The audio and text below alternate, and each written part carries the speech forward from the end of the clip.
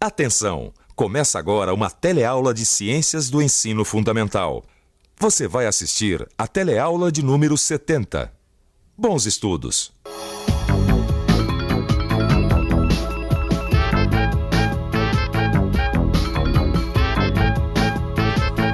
Ai, e o Linneu, hein, Alberto? Que coisa mais chata. Paciência, vai fazer o quê? Ah, a vida aqui sem ele não vai ser a mesma, viu? Ah, Maria, para com isso. Parece até que um homem vai morrer. Vai desaparecer, o que pra mim é a mesma coisa, tá? Quem é que vai desaparecer, Maria? E alguém que vai deixar a gente. O que acontece? Vocês estão tão jururu. Tem alguém doente? Não, é que nós já estamos sabendo, entendeu? É, os garotos já contaram que você vai trocar de escola, tá? Mas o que tem isso, Maria? Ah, o que tem que você não vai mais vir aqui falar com a gente? Ah, não todo dia, mas a gente vai continuar se vendo. E pra que a gente vai perguntar as coisas? Pra vocês mesmos. Olha, a ciência ela é uma ferramenta, um instrumento para ser usado, para raciocinar, para pensar. Fazendo uma comparação, a gente pode dizer que a ciência não é um peixe. A ciência é a vara de pescar e ela tem que ser usada.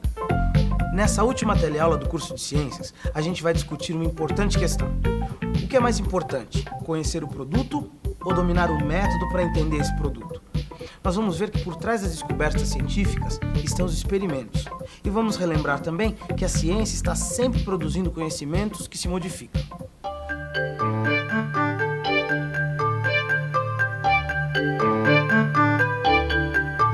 Você se lembra na teleaula passada quando nós falamos sobre os antibiogramas? Que são exames que são feitos para descobrir o melhor remédio para combater uma doença causada por bactéria. Você se lembra? Bom, agora me diga o seguinte. O que é que você acha mais importante? Saber o resultado de um experimento ou entender o processo para analisar esse experimento? Para a gente aprender de verdade, primeiro a gente tem que entender o processo fase por fase, para depois poder analisar sozinho os resultados. Ah, Linneu, eu não me conformo, viu? Como é que você pode abandonar a gente assim, né, Alberto? Mas eu não tô abandonando ninguém, é só você transferido de escola. Ah, tá bom. Mas quem que vai me ensinar a fazer experiências, discutir os resultados comigo? É você mesma, Maria, com tudo que você aprendeu aqui no telecurso. Vocês querem ver só? Vamos lembrar da experiência que a gente fez na última teleaula. Aquela que via a ação dos antibióticos sobre as bactérias. Não sei, aquela que demorou uma semana, né? Isso. Bom, primeiro eu preparei a gelatina, que funciona como meio de cultura pro teste. Eu passei o palito que eu tinha raspado na boca em 2 vasilhas. Uma tinha gelatina com um antibiótico e na outra tinha só gelatina. As colônias de bactérias cresceram apenas na vasilha padrão, naquela sem antibiótico, só gelatina. Então, Maria, qual foi a conclusão? Que o antibiótico é eficaz contra essas bactérias. Por isso elas não cresceram na vasilha teste com antibiótico. Isso. Bom, muito bem. Agora vamos pensar de outro jeito. Se tivesse aparecido uma colônia de bactérias na vasilha teste. Que na vasilha teste tem um antibiótico. Se também nelas as bactérias se desenvolveram, é porque tem alguma bactéria resistente ao antibiótico. Ou seja, o antibiótico não faz nenhum efeito sobre ela. Isso. Então quer dizer que essa colônia de bactérias seria o quê? São colônias de bactérias resistentes. Isso. Muito bem. E como que você faria para achar um outro antibiótico para combater essas bactérias resistentes? Como é que eu faria para achar... Ah, já sei. Eu prepararia várias vasilhas, cada uma com um tipo diferente de antibiótico. Daí, com um palito, eu pegaria a bactéria resistente e espalharia em todas as vasilhas. Naquela vasilha que não crescesse nenhuma colônia de bactéria, aí estaria o antibiótico eficaz contra ela, certo? Certíssimo, Maria. Você acabou de planejar um antibiograma sem ajuda de ninguém. Quer dizer que é assim que se faz um antibiograma, testando vários antibióticos. E eu fiz sozinha. E sozinha, Maria, como eu já disse, você pode colocar em prática todos os conhecimentos que você adquiriu aqui no telecurso. Como o resultado do antibiograma é válido por tempo limitado, quer dizer, de tempos em tempos, é preciso se fazer novos testes para ver se o resultado ainda é válido, com os conhecimentos científicos também é assim. Eles não são eternos. Eles precisam ser testados e reformulados com frequência. Quer dizer que quando se descobre um novo conhecimento, ele pode ser derrubado por uma nova descoberta. Por isso, Alberto, que o importante é você entender os processos e desenvolver experimentos que possam estar sempre testando as nossas teorias. Como planejar um experimento? Não é nenhum bicho de 7 cabeças, não. Você deve ter sempre um controle. Ele vai funcionar como se fosse uma testemunha do que deve acontecer se nada for feito. Bem, feito o controle, agora você tem que ter um teste. Você isola uma variável, ou seja, apenas uma coisa que só naquele teste diferente do controle. Que tal a gente relembrar aquela experiência que fizemos para estudar a conservação dos alimentos? Bom, primeiro a gente pega um abacate bem maduro e faz um creme de abacate e separa em 3 potes iguais. No primeiro pote, eu não coloco nada, porque esse vai ser o meu controle. No segundo pote, eu coloco meio copo de água oxigenada.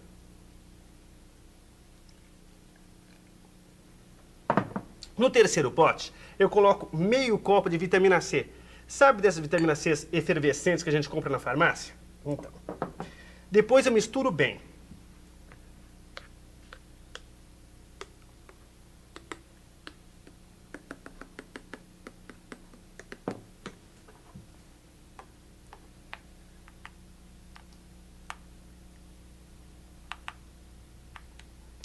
Bom, aí eu deixo ao ar livre por 6 horas e depois eu começo a observar. A vasilha controle é esta, porque eu não coloquei nada nela. Nessa segunda, eu coloquei apenas água oxigenada. Portanto, a variável que estou testando é a água oxigenada. E nesta terceira, a vitamina C é que é a variável. Agora eu pergunto, se eu não tivesse preparado a primeira vasilha, o que aconteceria? Vamos pensar um pouco? Vamos pensar um pouco. Bom, a primeira vasilha é a vasilha controle, onde a gente não faz nada. É a nossa testemunha. Se a gente deixa de preparar o controle, a gente vai se atrapalhar na hora de tentar entender os resultados. Vai ficar difícil saber se o que aconteceu na segunda vasilha foi por causa da água oxigenada ou foi influência de outro fator. A mesma dificuldade a gente vai ter para entender o que aconteceu na vasilha 3 com vitamina C. Portanto, não adianta fazer experimento sem controle. Então lembra bem, Maria, sem um controle não dá para você comprovar a sua hipótese. Sim. E já aconteceu de uma hipótese de um cientista ser derrubada porque o controle não foi feito direito? Lógico, não. A falta de controle é um dos maiores problemas que tem nos experimentos. Às vezes os cientistas percebem que o resultado que eles tiveram nos experimentos foi por causa de outros fatores que não a variável testada. Como assim? O controle pode não ser 100% garantido? É que as coisas não são tão simples assim, né, Alberto? Às vezes, num experimento, as variáveis elas não estão bem isoladas. Quer dizer, elas não são a única coisa a variar num teste. Daí, são montados novos experimentos ou para testar novas variáveis ou para introduzir novos controles. E assim o homem aumenta seus conhecimentos, né? E muitas vezes os conhecimentos novos vêm derrubando tudo que se achava certo, tudo que se achava garantido. E é assim que o conhecimento científico progride.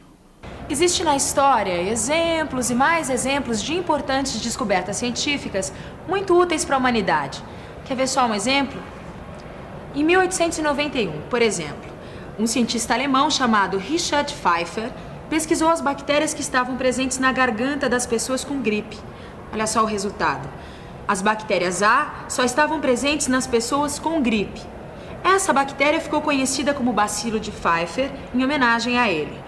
Mais tarde, recebeu outro nome, Haemophilus influenzae. Pois bem, ao analisar os seus resultados, o Pfeiffer chegou à conclusão que tinha descoberto o micro-organismo que causava a gripe. Anos mais tarde, verificou-se que muitas pessoas podem ter gripe e não possuir o bacilo de Pfeiffer. Ao mesmo tempo, muitas pessoas sem gripe podem ter o bacilo de Pfeiffer. Então, como é que fica a hipótese de Pfeiffer? Com certeza não é essa bactéria que provoca a gripe. Hoje a gente já sabe que é um vírus. Com os novos resultados, as conclusões do Dr. Pfeiffer não podem mais ser aceitas, caíram por terra. Só 40 anos depois dos experimentos de Pfeiffer é que se descobriu o que causa a gripe, os vírus, que são seres vivos muito menores que as bactérias e que só são vistos através de microscópios especiais. É assim que a ciência caminha, né?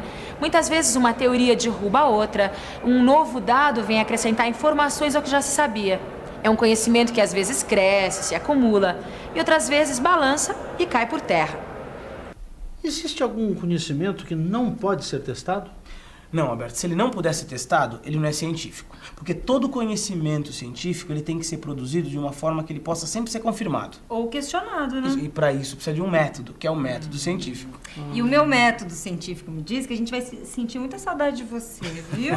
Eu também vou sentir saudade de vocês. Mas eu aprendi com a ciência que eu não posso ter medo do novo, não posso ter medo das mudanças. Ah, mas nós vamos ter 1000 novidades para contar. Novas teorias sobre a fumacinha da garrafa, as fases da lua, formas de acabar com a verminose. E na vida, a gente não deixa de aprender nunca. E nada consegue deter quem quer aprender mais. Só que para isso, precisa de um método e de perseverança. Você não acha?